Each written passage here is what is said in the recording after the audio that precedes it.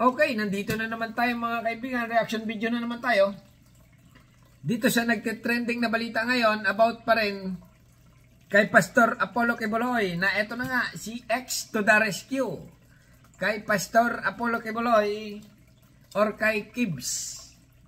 Si X Duterte to the rescue. At tinawag niyang overkill daw mga kaibigan ang ginawang pag-aresto ng mga pulis kay Pastor. Talaga naman si X. Umi-eps. Ito na mga kaibigan ha. Reaction video tayo. Tinawag na overkill ni dating Pangulong Duterte ang paghahain ng arrest warrant laban kay Pastor Apollo Quiboloy. Ayan mga kaibigan na may pa-overkill. Nalalaman si X kahit wala namang natodas. Ang pagkalam ko lang ng overkill ay yung may natodas mga kaibigan or tinadtad ng bala. Ulitin natin. Tinawag na overkill ni dating Pangulong Duterte ang paghahain ng arrest warrant laban kay Pastor Apollo Quiboloy sa Davao City kahapon. To the rescue. To the rescue sa kanyang best friend. May banat din ang dating Pangulo laban sa kasalukuyang administrasyon. Nasa frontline ng balitang yan, si Marian Enriquez. Mahigit 100 pulis ang pinadala sa Kingdom of Jesus Christ compound sa Davao City para ihain ang arrest warrant laban kay Pastor Apollo Quiboloy at 5 iba pa kahapon. Ayan mga kaibigan, 100 pulis na takasan ni Pastor. Paghain ng arrest warrant laban kay Quiboloy kahapon, tinawag na overkill ni Express Duterte. Talaga naman si X nito, hindi na lang tumigil. Hindi na lang hayaan ang mga pulis na arestuin si Pastor. Best friend ba naman? Continue lang. May air asset pa ng Philippine National Police na lumilipad sa ibabaw ng compound. Ang mga miyembro naman ng KOJC, binomba ng tubig kahapon ng mga pulis na pumasok sa compound. Ako, ay talagang grabe itong mga member na ito. Baliktad mga kaibigan ha, binomba nila, lumalaban ha, binomba ang mga pulis ng tubig. Yun ang overkill na tinatawag. Talaga naman. Itong mga ano nito, member nito, dapat ito pag-aaresto pagkukulong sampulan. Ikulong lahat itong maramihan nito. Kasi nga, ano ito pangit ito mga kaibigan ha. Pangit na makita ng sambayan ng buong Pilipinas ito. Na yung kapulisan mo ay binubumba nila ng tubig. Siyempre, napakasakit isipin. Yung sa China, binubumba yung ating mga Coast Guard doon talagang halos nakakaiyak. Ito pa. Grabe naman itong mga ano na ito. Continue lang. Pati sa ibang property ng KOJC sa Davao City at Sarangani, sumugod ang mga pulis para hanapin. Pumunta. Ganon. Okay. Si Quiboloy at arestuhin. Persahang binuksan ng mga otoridad na naka-full battle gear ang gate kahapon sa Glory Mountain at Prayer Mountain sa Davao City. Paano nga, nandyan nga yung mga member ni Pastor umi-eps. Ayaw pa buksan kahit may warrant of arrest. Ayaw papasukin ng mga pulis. Ano ba yan? Panggulo. Anong gawin ng mga pulis? Di pilitin na pumasok, di ba? Ayaw pa buksan dapat ka, sinisira talaga yan. Kahit sa ibang bansa mga kaibigan, pag may warrant of arrest, pag ayaw buksan ng pintuan, sinisira ng pulis yan. Legal yan. Ang mga eksenang yan, kinundena ni dating Pangulong Rodrigo Duterte. Naku, dumali ka, X naman, oo. Kahit pumunta ka sa ibang bansa, basta may warrant of arrest ang mga pulis na dala. Pag nakasara yung pintuan mo, talagang ayaw mo buksan kahit anong katok mo. Ayaw. Sisirain niya ng gano'n, normal lang yan. Ito naman si X na ito, umi-eps. Na administrator ngayon ng mga property ng KOJC, tinawag niyang excessive at unnecessary ang paggamit ng pwersa ng mga pulis sa paghahain ng arrest warrant. Dumali. Ay, ano nga ang gawin? Okay? Ayaw buksan. Okay? Ayon sa intel, nandun nga talaga si Quiboloy, nangingitlog nga talaga doon. Pumunta yung mga pulis, naghahain ng warrant of arrest. Ito, warrant of arrest, bubuksan nyo kami, nandito na kami. Ayaw! Ay, anong gawin? Diba, sisirain talaga. Normal lang yan. Ito naman si X na ito ay nagsalita ng mga ganito-ganyan. Bawal ba? Ay, nako. Pati si Robin, bawal daw. Bakit daw ganon? Tumago daw sa bawal daw puntahan. May warrant of arrest na nga eh. Hindi rin daw katanggap-tanggap na nangyari ito sa isang place of worship. Nako, hindi katanggap-tanggap, kalukuhan yan. Tanong ngayon ni Duterte, ang overkill ba na ito ang magiging trademark ng administrasyon ngayon? Ito si X, pampasira ng diskarte ng mga kapulisan. Hinahati ang isipan ng tao. Oo. Mga individual na hindi pa naman napatutunayang guilty. Best friend ba naman? Best friend. Nako, lumabas ka na kay Buloy. At magpaliwanag sa Senado. Nako. Dagdag pa ni Duterte. Ito mga kaibigan, kaya ito si Pastor Kubuloy ay ayaw lumabas. Kasi nga may basbas ito na X na huwag kang lumabas. Ganon. Alam na yan ang mga sambayanan. Best friend ba naman? Magiging pareho ba ang pagtrato ng administrasyon sa mga kritiko at mga taga-suporta nila? Nako, ito talaga sa isa. Dami mong tinodas ganyan ka Paano magsalita. daw masisiguro ng pamahalaan na mapapangalagaan nito ang saligang batas kung nilalabag naman daw ang mga karapatang pantao? Ay nako, sa dami mong tinodas may karapatan pa ba ang mga ganyang paglabag-labag naman sinasabi mo? Nako, continue lang.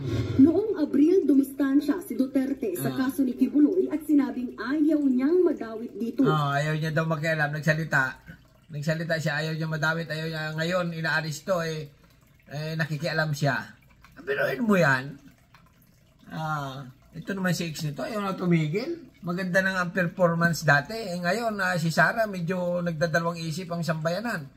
Kung bubutuhin ba ito pagka presidente pag tumagal. Di ba? Nasira dahil dito. Continue lang. Hindi rin daw niya tatanggapin kung sa kanya susuko ang pastor. Hindi niya mo padali niyan. Hindi daw siya magkikialam at hindi niya tatanggapin. Ngayon, umi-F siya. Pinag-aaralan na raw ng kampo ni Kibuloy kung ano ang gagawin nilang legal na hakbang laban sa nangyaring tensyon kahapon. Aba, sila pa ang balak magdemanda. Dapat ito pag-arestuhin, pati yung abogado. Tunay lang. Kasi nga, lumalaban mga kaibigan, binumbahan ng tubig yung mga pulis. Anong ibig sabihin nun? Di ba? Sa iba yan, sa ibang lugar talaga yan, sa ibang bansa, pag ganun ang nangyari, protesta. Parang ganun rin yan, nagprotesta. At sinaktan mo yung, sinasaktan na nila yung mga pulis ay dapat talaga arestuhin. Lumalaban sila. Sila pa yung ganang may Kampo ni Kibuloy, kinundi na ang ginawang paghahanap. Talaga naman, mga loyal. Daming nauto si Pastor.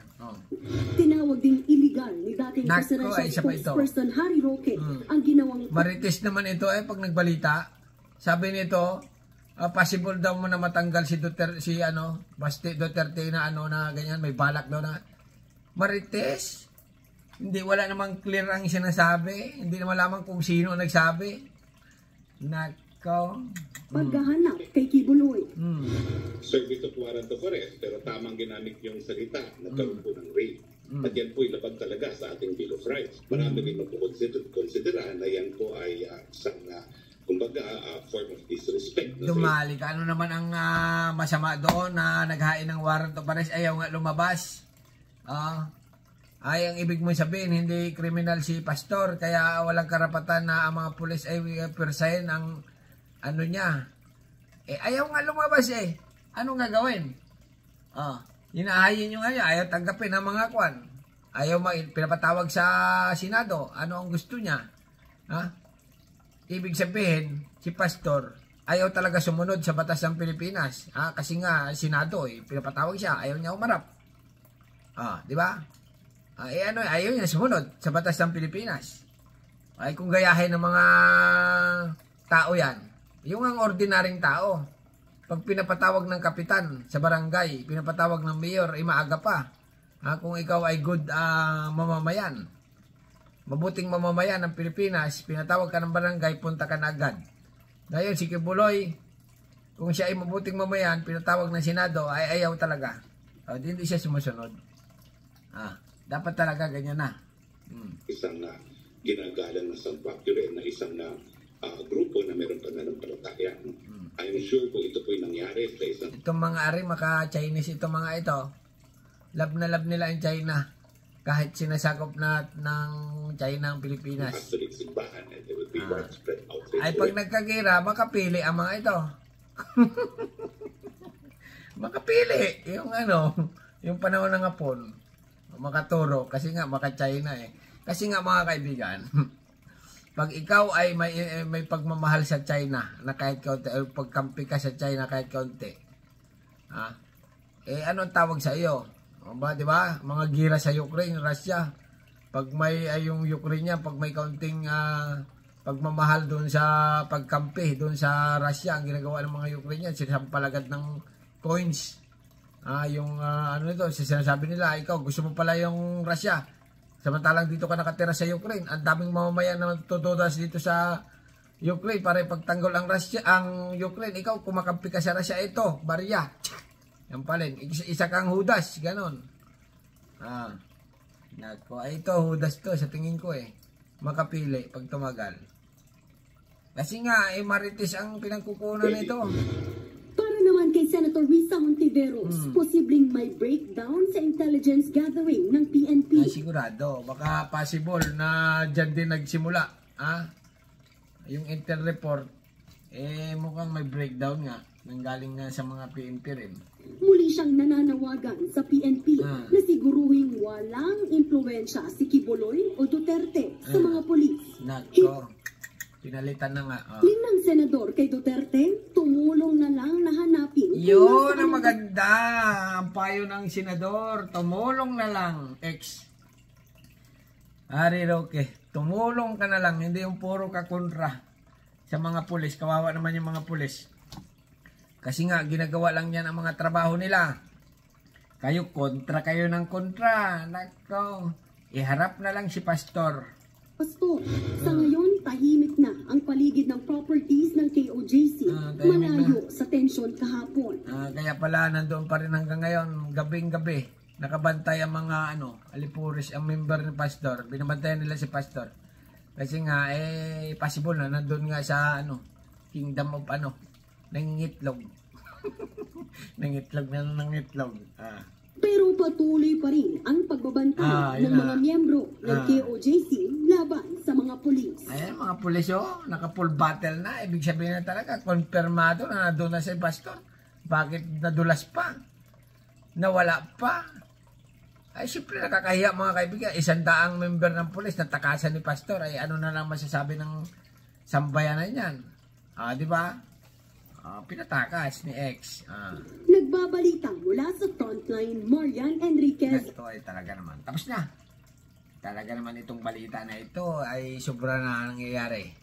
Bakit ganun si X? Okay? Hindi na lang tumulong. Di ba? Tumulong X, dati ka namang X. Tumulong ka na lang sa pagpalabas kay Pastor. Para malinawan ang isang bayanan kung ano nga ba talaga. Si Pastor ka ba talaga ay may kasalanan or wala? Si Pastor ba talaga ay clear or hindi? Okay? Si Pastor ba talaga ay anak ni anak? Anak ni ano? Or hindi? Okay? Pahala na kayo mga kaibigan. Ano masasabi nyo dito kay X? Hanggang dito na lang at subscribe channel. Don't forget, comment. Bye-bye. Thank you.